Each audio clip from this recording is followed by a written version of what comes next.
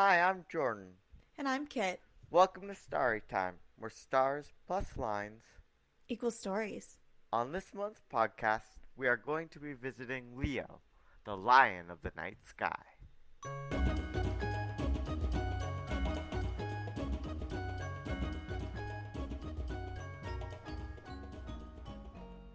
The constellation Leo, which is Latin for lion, is the 12th largest constellation in the sky with an area of 947 square degrees. It is the third largest of the zodiac constellations after Virgo and Aquarius. Though it's actually the fourth largest constellation on the celestial equator, as Ophiuchus the snake is 2 square degrees larger. They definitely snubbed the snake by including it on the celestial equator, but not giving a zodiac sign of itself. But like all our great subjects in season 1, Leo the lion was identified in the 2nd century by Ptolemy, making it one of the great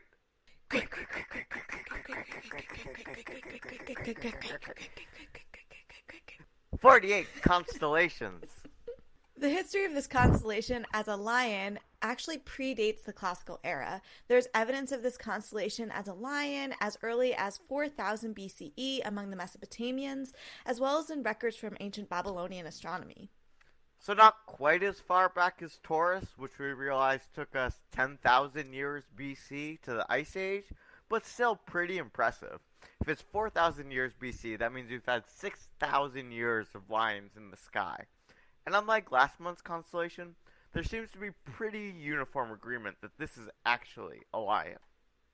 Yeah, there's definitely more consensus around this one. No crayfish, crab, lobster, some sort of invertebrate debate. Everyone understands this is a lion. So, Kit, does it actually look like a lion? When you take a look at it, what were your first impressions? This does have lion energy, especially if you look at the IAU constellation drawing.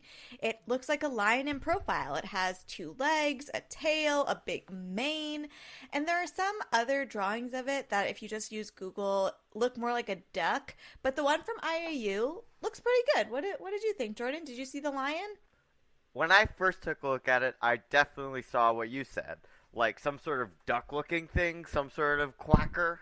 But looking at the IAU one, it definitely looks a lot like a lion. We have a triangle tail on one end, we have a parallelogram head on the other, and a very recognizable body shape in between. So if you actually get to the IAU drawing, it's pretty convincing, yeah. Yeah, and Leo is a recognizable constellation, not only because of this shape, but because it has some really bright stars that you can find pretty easily by first locating the Big Dipper asterism. Basically, if you look from one direction of the pointer stars of the Big Dipper, you get Polaris, and if you look to the other, you'll get Regulus, which is one of the bright stars in Leo. Although that sort of finding of things is mostly applicable to the Northern Hemisphere. More technically, because we love being technical, its right extension is 11 hours, and its declination is positive 15 degrees. And like the other zodiac signs, it's at least somewhat visible in both hemispheres. And in this case, it's visible between latitudes 90 and minus 65 degrees. It can be seen between January and June in the northern hemisphere and summer and autumn in the southern hemisphere, when it will appear upside down. Yeah, and the best time to see it is going to be April in the northern hemisphere. Perfect. So now we've got a good idea of what Leo looks like and where to find it. Let's talk about some of the brightest stars in this constellation. Yeah, and there are actually a lot of bright ones in Leo. So last month when we discussed Cancer, we noted that none of the stars in that constellation has a visible magnitude brighter than positive 3. By contrast, Leo has 5 stars that are brighter than positive 3. And remember, on this scale, the more positive number correlates to the less bright star. And if that sounds confusing, it's because it is. But you can check out last month's Cosmic Background segment, and you can learn more, and we'll explain how this works. Leo has 9 main stars, and we're going to focus, as usual, on the 3 brightest ones. So the first brightest star in the constellation is Alpha Leonis, also called Regulus. And you'll notice that Regulus is a Latin name. It means prince. And this is one of the very few stars, and I want to emphasize stars here, not space objects, but it's one of the very few stars that has a Latin name rather than a name that's derived from Arabic. So this is a quadruple star that together has a visible Whoa! magnitude of 1.36. Two of the stars comprise Regulus A, which is a binary star system that has a blue-white main sequence star, and they think a white dwarf companion star. And this system, Regulus A, is 79 light years from the Sun. The other two stars in this quadruple star system are far from each other and far from Regulus A. But this star, Regulus, as one unit, was known as the heart of the lion in ancient Babylonian astronomy, and it's located, as you might expect, in the front of the constellation.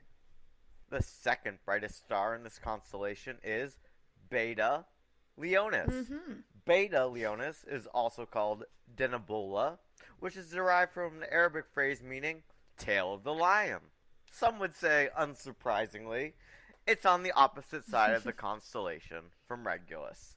It's a blue-white main sequence star with a visible magnitude of 2.14, and it's about 36 light years from Earth. So it's closer to Earth than Regulus, but also far dimmer. It's estimated to be less than 400 million years old. So it's pretty young as far as stars go. Yeah, absolutely. So for reference, our sun is estimated to be 4.6 billion years old. And although Beta Leonis is only 1.78 times the mass of our sun, it is in fact 15 times more luminous. However, this luminosity varies, which has led some astronomers to suspect it's what's known as a variable star. We can talk about luminosity for a second while we're here. So, I'll ask you, Kit, what is it, and how does it differ from apparent or visible magnitude, which we discussed last month? Yeah, it's a great question. So, apparent or visible magnitude is how bright a star or stellar object appears based on our observations here on Earth. And if you want a real deep dive into that, definitely listen to last month's episode. Because the closer things are to Earth, the brighter they tend to be to look to us here. Even if objectively, if you were to look at the galaxy from some other point of view, they're not so bright actually. They just happen to be bright because they're close to us. Right. So luminosity is something a little bit different. It's what is considered an absolute measure, and it's telling us the total energy output of a star per unit of time. The standard reporting here is joules per second, and it's independent of the distance you are from that stellar object. And for stars, luminosity is determined by the temperature and the size of the star. Exactly. So there are two ways we can look at a star. We can measure it based on how it appears to us here on Earth, and then we can observe it based on how it would appear to some fixed distance that has nothing to do with Earth. Right, and if we wanted to stay in the magnitude scale, we could use something called absolute magnitude, which is basically the same thing as visible magnitude, but we assume that every object is 10 parsecs away. So 10 parsecs is the magic number for some reason. And I'm sure astronomers picked it because it's a good place for observation. And of course, as we've discussed, absolute magnitude also is on the inverse logarithmic scale. So the sun's luminosity is 3.78 times 10 to the 26th joules per second, and its absolute magnitude is 4.83. However, its apparent or visible magnitude from here on Earth is negative 26.7. Yeah, very confusing because remember, on the magnitude scale, negative numbers are brighter. So luminosity is a little bit easier to understand because in the luminosity scale, higher numbers mean more energy. So I think that's probably a little bit more intuitive than the inverse logarithmic scale. But yeah, so I hope that helped a little bit to clarify luminosity versus some of these other measures. Luminosity, at least, like the more joules it churns out, the higher the number. So that's easy for me to understand. The magnitude, the inverse logarithmic scale, where the negative numbers correlate to how bright something is, I'm still learning. But okay, that's great. Can we get on to the next star, please? Yeah, the third brightest star I am pleased to announce is Gamma Leonis. Alpha, Beta, Gamma. Mm-hmm. I'm getting the feeling that our guy Bear pretty much only cared about Leo. Can't remember the last time he got all three of the brightest stars right? And if he wanted to focus all his energy on Leo, I can't blame him. Can't blame him. I mean, I wonder if Bear was a Leo. I mean, I think we can safely assume yes. Or perhaps it has more to do with the fact that, as we stated, these stars are really bright. So maybe that made his job easier? Mm. Anyways, let's get on to Gamma. So, Gamma Leonis is also called Algiba, which is from an Arabic phrase meaning the forehead. It is also a binary star system, and it's part of an asterism in Leo called the sickle, which comprises the front of the lion. Together, this binary star system has a visible magnitude of 2.08, and the larger star is a giant K-type star with a luminosity that's 180 times that of our sun. So again, if we think of luminosity as a measure of how powerful this star's engine is, it's 180 times more energy output than our sun. This Gamma Leonis star is burning, burning, burning. The sickle is burning, burning, burning. And in 2009, astronomers reported that there might actually be an exoplanet that's 2.14 times the mass of Jupiter orbiting this star. And I didn't mention before, so it's a binary star system, so the larger star is this giant K-type star, and the companion is a G-type star. And this whole system is 130 light years from Earth. Alright, these are some great stars, and it's nice to actually give Bayer some credit for once. We spent a lot of time dunking on our guy, but hey, he was an important figure in astronomy, and he did get some things right. We've got our brightest stars, but are they the best stars? The coolest or most fun or interesting stars of this constellation? When we get back, we'll find out what I have selected for my gold star of the month.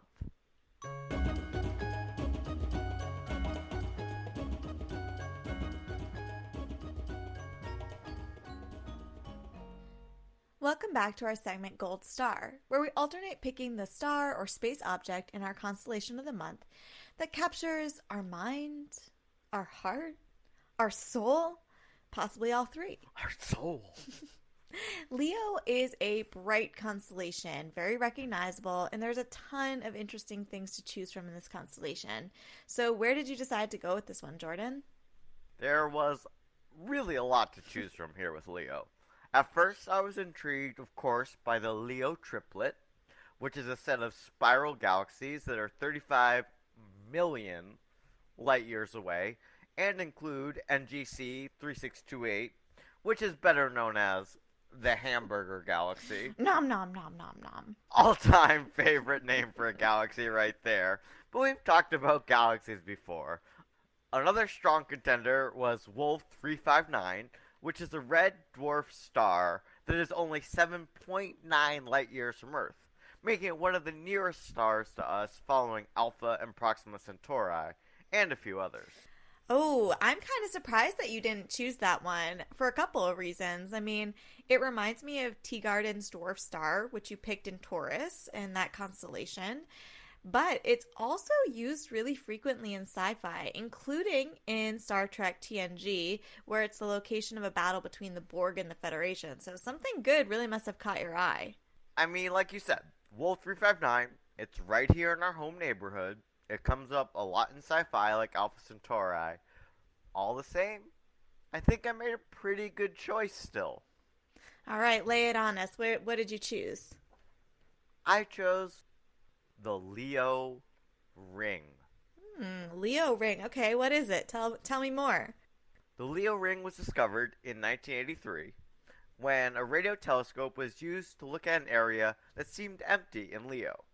What they wound up finding was a giant cloud of only light gases, such as hydrogen, helium, as well as some lithium, that was approximately 6 times the diameter of our Milky Way galaxy. Dang.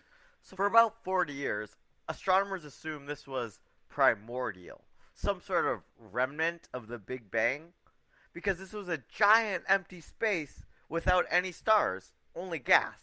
and something of this size should have long ago collapsed into its own galaxy and stars. Hmm. I mean, if they've been around since the Big Bang, these are some real slackers. I mean, it would be really cool to be able to find something like primordial, like something like before the Big Bang or like something in that era, but it seems like that's not where this story is going. Unfortunately, or fortunately, in 2009, new research on the Leo ring has suggested that in fact it may actually be the result of a massive collision between two galaxies, Messier 95 and NGC 3384. So actually what we're looking at here, this giant empty space, is a battlefield left over from this collision. No, it's not as old as the Big Bang, but it still shows us what happens when these giant celestial objects collide.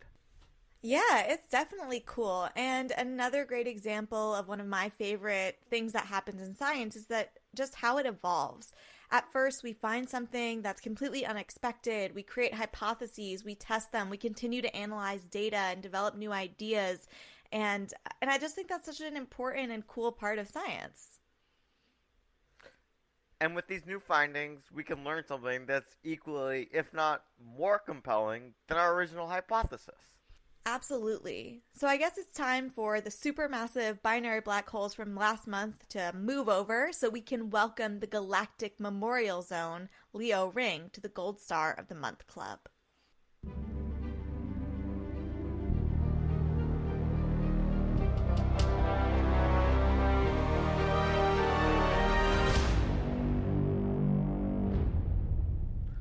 We've talked astronomy. Now it's time to get into the myths and lore of this constellation. What do you remember about the myth of Leo, Kit? So, Leo is our shared zodiac sign, and as such, I perhaps knew a bit more about it than the other astrological signs. So, I knew that it was about the Nemean lion and that this was related to one of Hercules' 12 labors. So, I knew that much, but some of the stuff that I learned about this lion was kind of surprising. But how about you? How much did you remember about this myth? Yeah, so trying to recollect this myth of Leo, I think I knew that it was a lion that Hercules killed, and I pretty much only remember Hercules even killing a lion because of the Disney movie. And there's this one scene of him posing, and Mm. he has this lion's skin on his head. And in that movie, it's the lion's scar from The Lion King. So that made an impression on me. So, the Nemean lion was a lion that, for some unclear reason, took women as hostages. And, like, I don't know why only women. I don't know what a lion is doing with the hostages. But that is his thing. That's a great question, Kit. Like, what is a lion doing with hostage women? Yeah, and it's really strange because in the Greco Roman tradition, the lion is just a lion.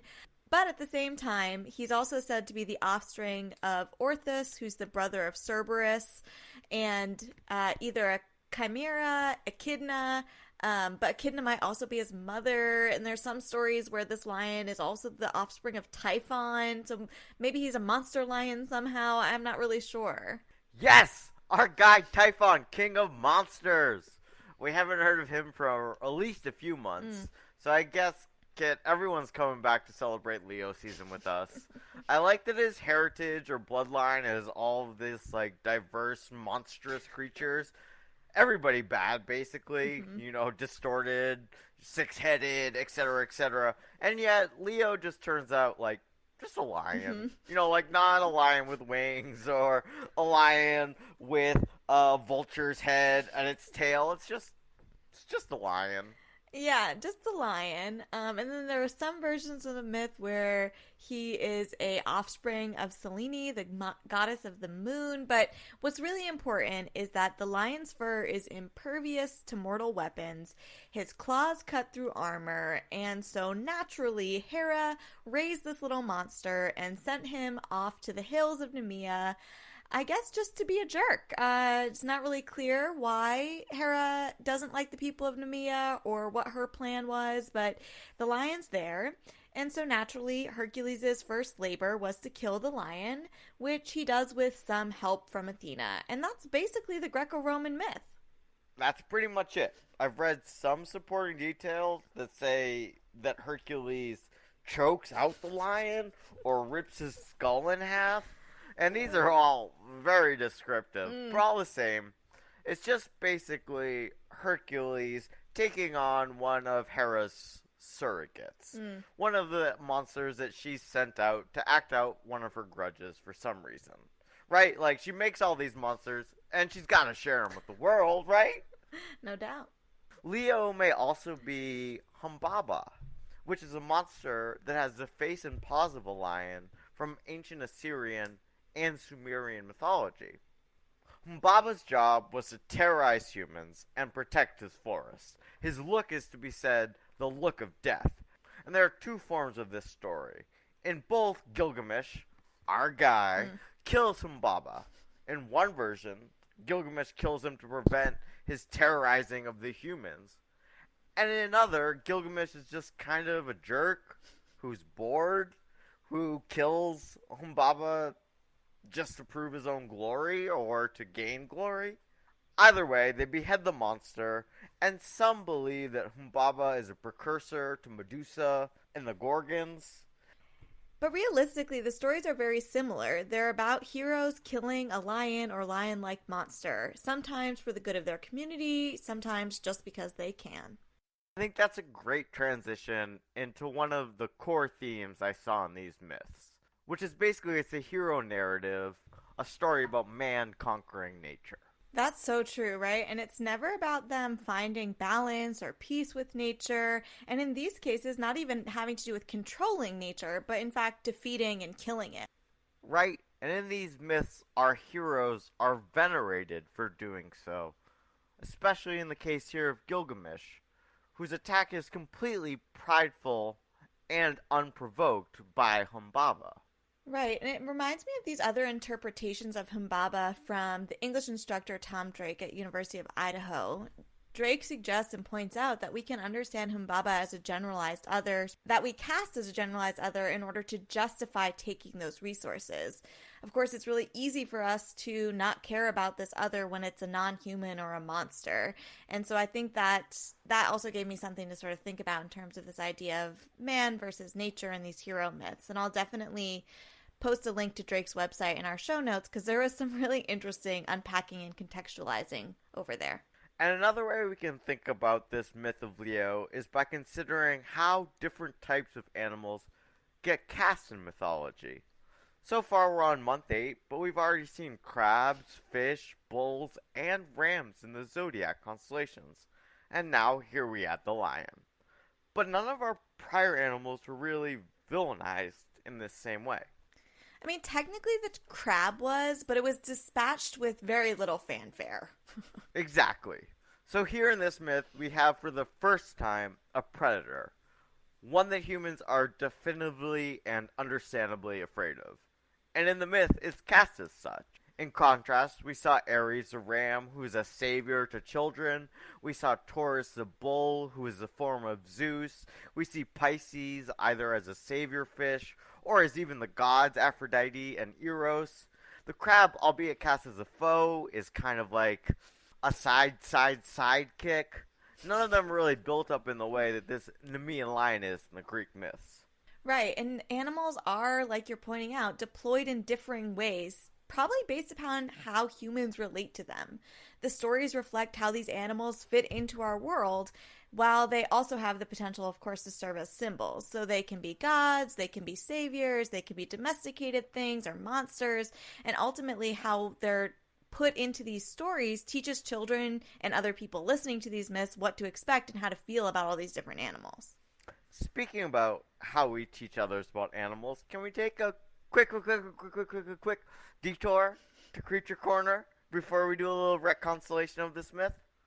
Absolutely. I need to know your top lion facts for this new segment, Creature Corner. Yes, you asked for 3 lion facts, but I'm here to deliver at least 3, and we can pick which ones are the Great. best.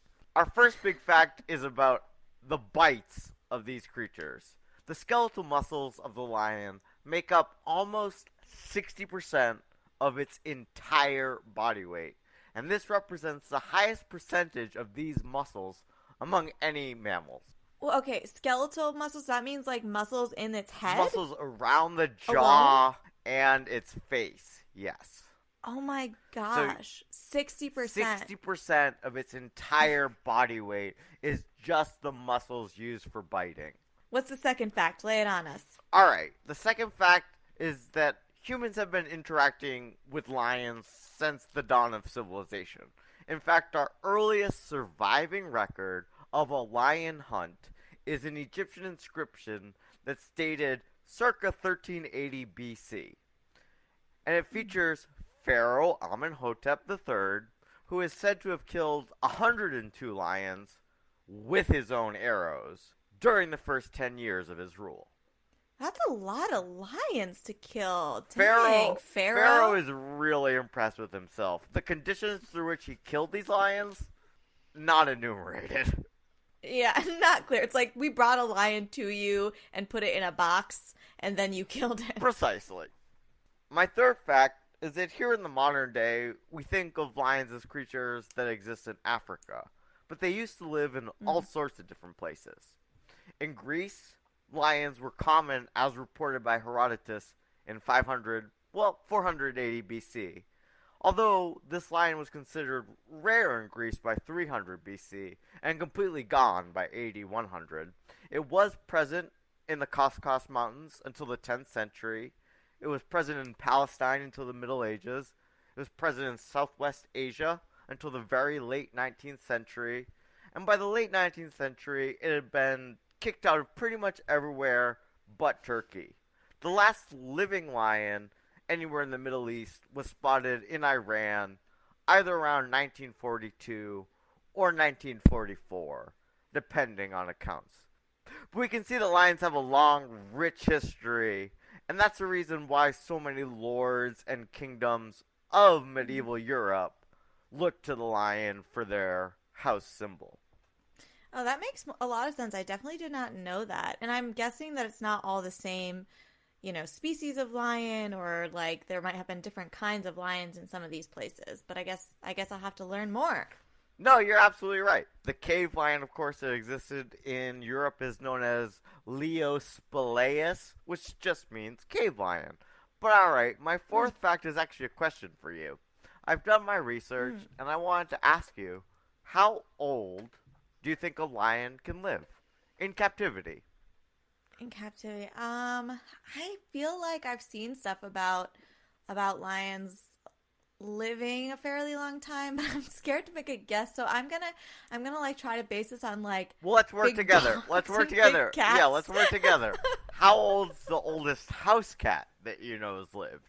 And then do you think the Oh, number I will know be that. higher or lower than that? I gotta imagine it's lower. So I guess I'll probably like put something in like the 30-year range, You've heard which I of a know. 30-year house cat? No.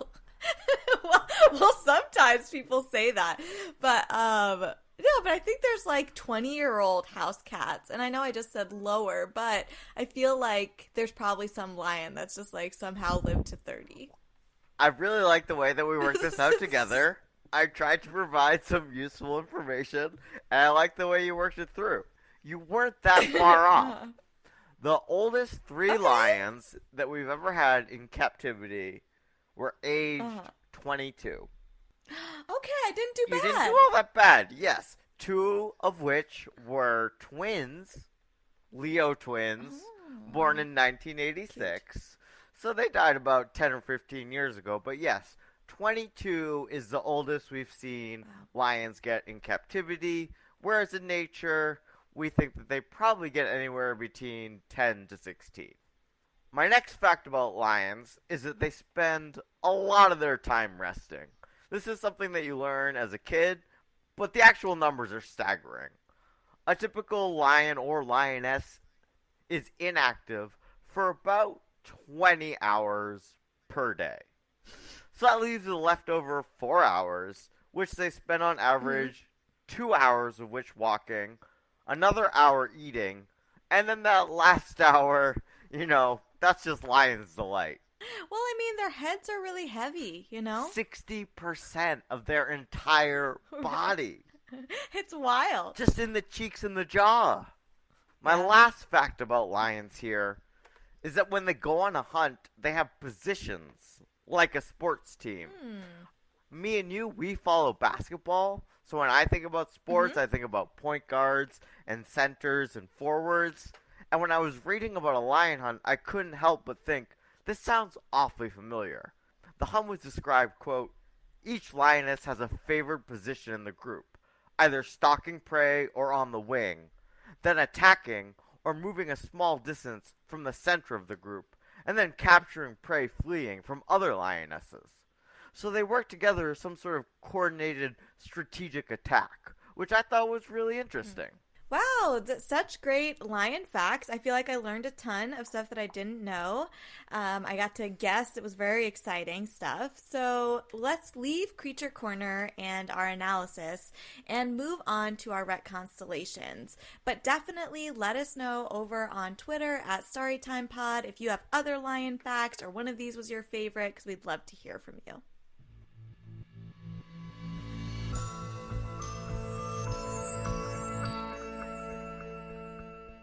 We are back with our segment Rhet Constellation. In this segment, we look for ways to modernize and deepen the stories of our monthly constellation, as well as to find ways to make them less cringy. So, tell me about your Rhet Constellation for this month, Jordan.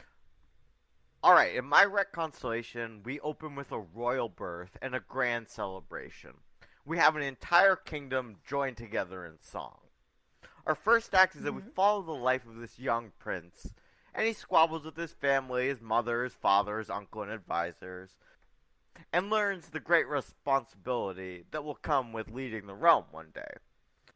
At first, he's rebellious and resistant to this presumed position of authority he will have to inhabit, and he escapes from the kingdom's rule to flee this responsibility. Here he is captured by enemies of the crown. He remains locked away until finally his father frees him, takes him back to the kingdom, and reiterates his importance as a future ruler.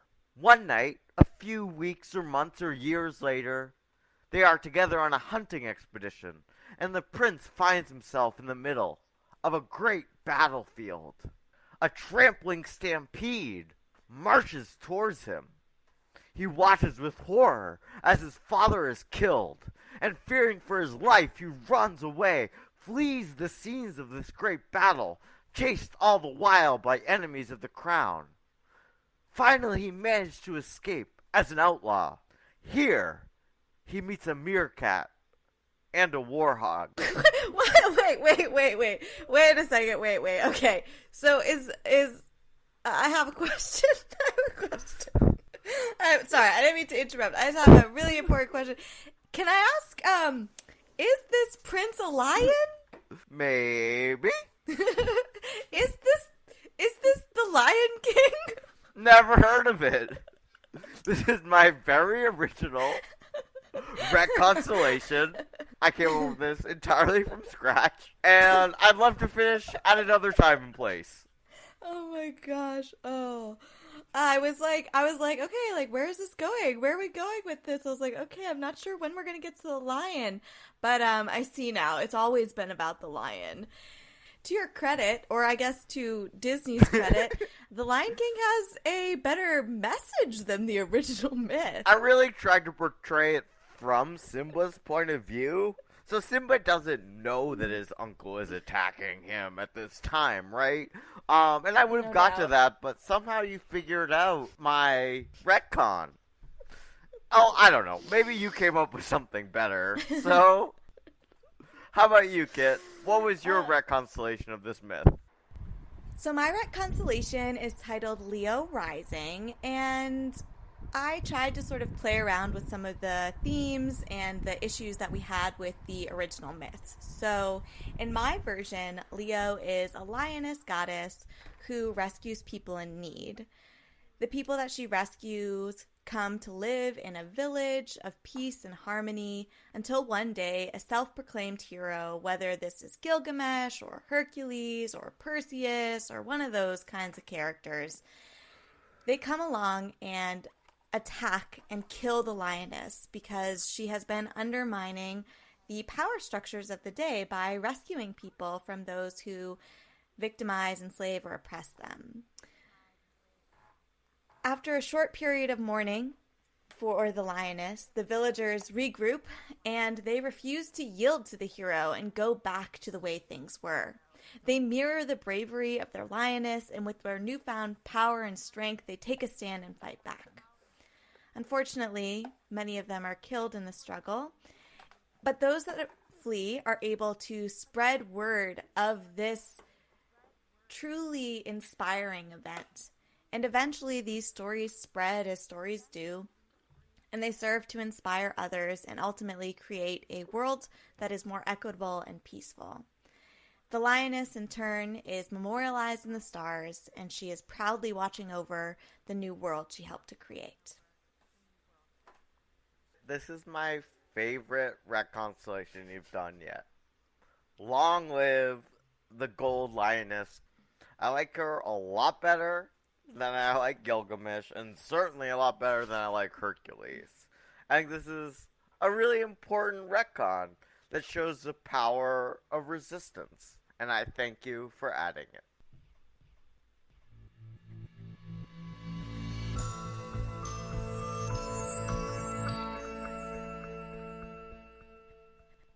Alright, Kit.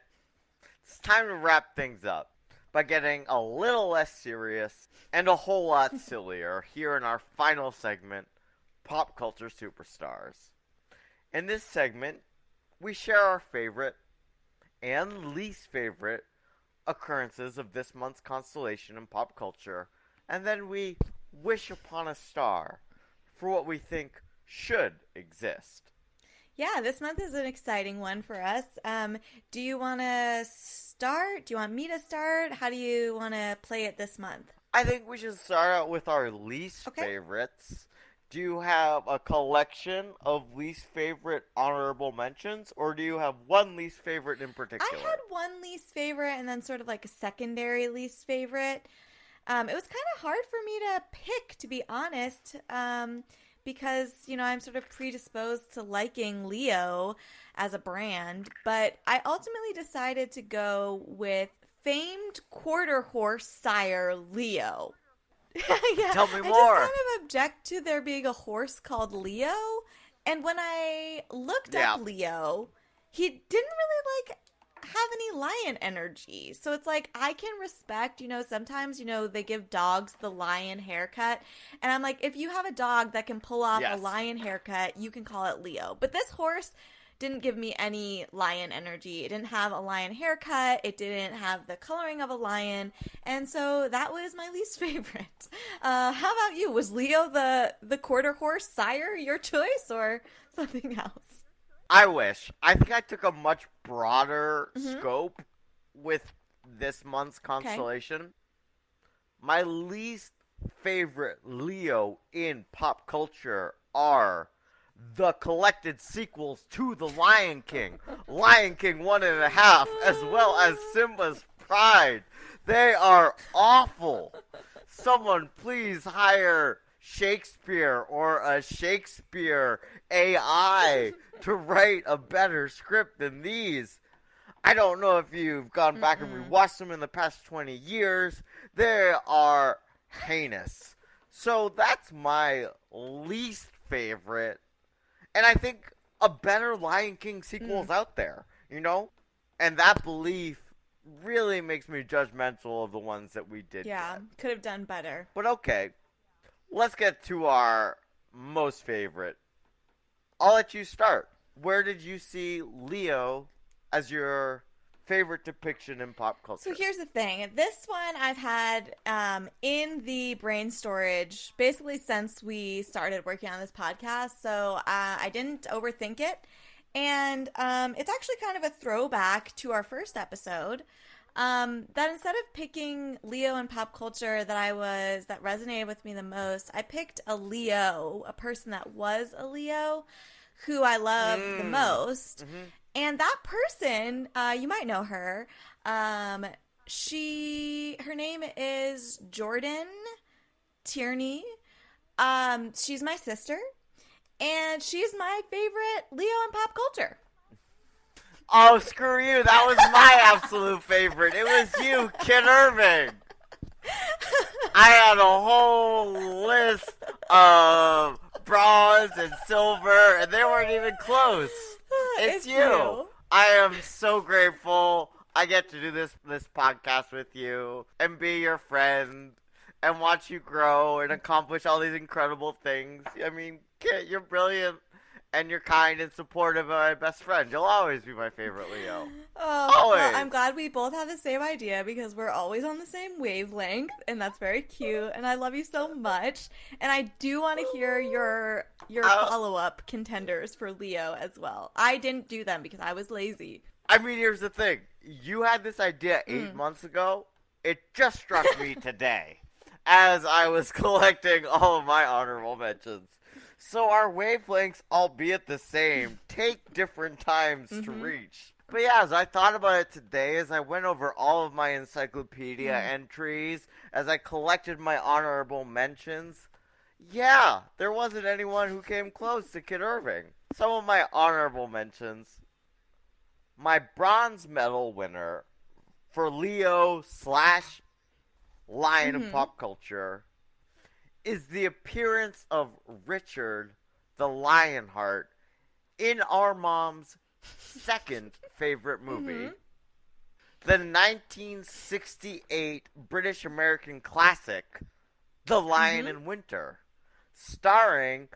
Katharine Hepburn as Catherine of Aragon, as well as Peter O'Toole as King Henry Mm-hmm. II. And this whole film revolves around their strained relationship, i.e., he has locked her away in a tower across the British Channel, classic, etc.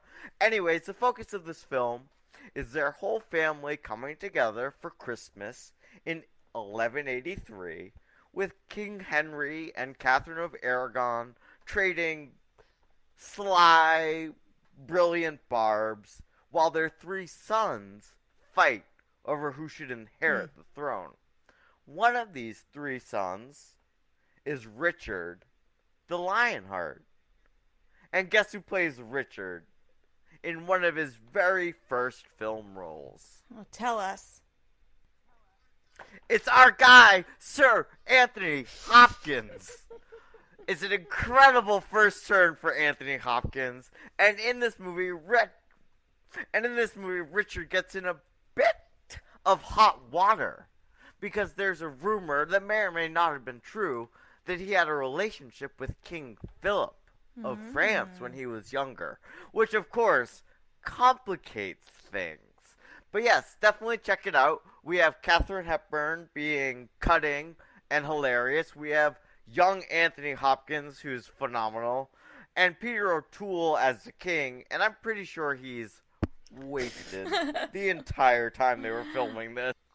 Alright, yes, like I said, The Lion in Winter, this classic British drama, is one of Mom's favorite movies. But do you happen to remember what Mom's favorite movie is, I Kit? can't forget it because when she told me this, I was hysterically laughing.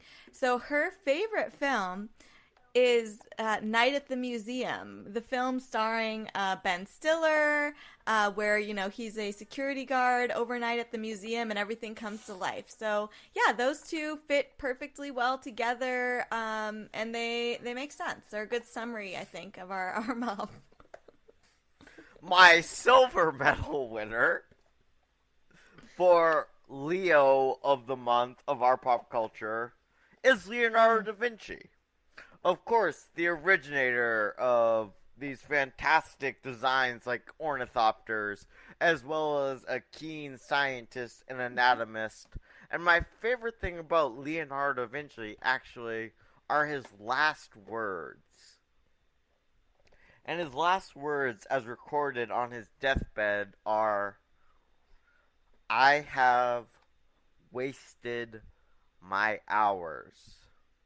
So the next time you're feeling like you have some sort of imposter syndrome, just remember that Leonardo frickin' da Vinci, who is still remembered 600 years later, at the very end of his life still thought he was a fuck up and a failure.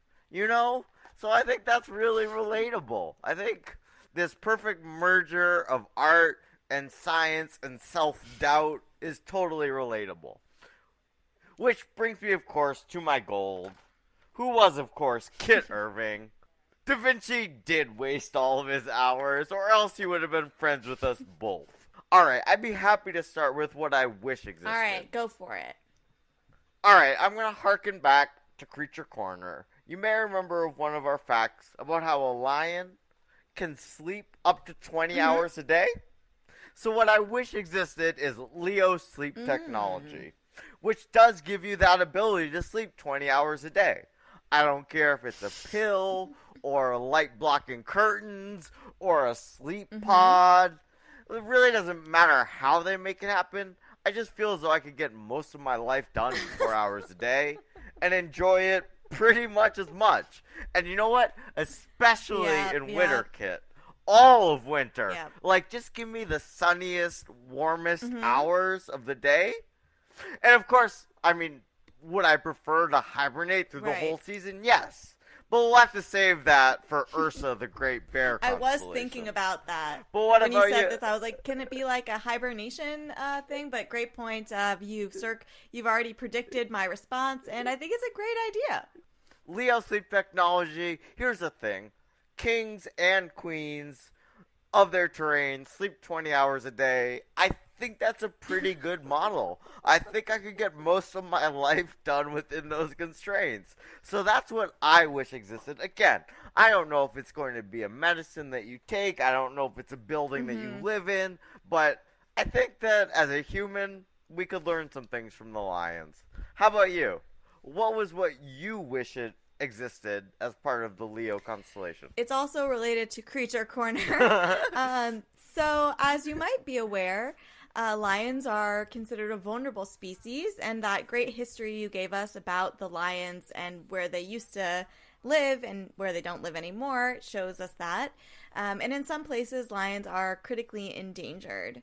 So, what I would like the Leo brand to become is an organization that stands for Lion Endangerment Offensive Strategy, or LEOS, and it'll have a Oh, yeah, I see what you that? did there. It has a multi-pronged. Yeah, I like it has that a a lot. multi-pronged strategy to protect lions and other wildcats from humans. So, I know there are a lot of wildlife protection organizations out there, but I want one that's focused on lions and wildcats, and I want them to use the Leo branding to its fullest potential. So that is what I would propose. Kit, I think that's an excellent addition. I hope that our lion and lioness species long outlive us as humans, but you're right. They are endangered, and we have to do our best we can to protect them. And it's only a matter of time before one of our wishes comes true.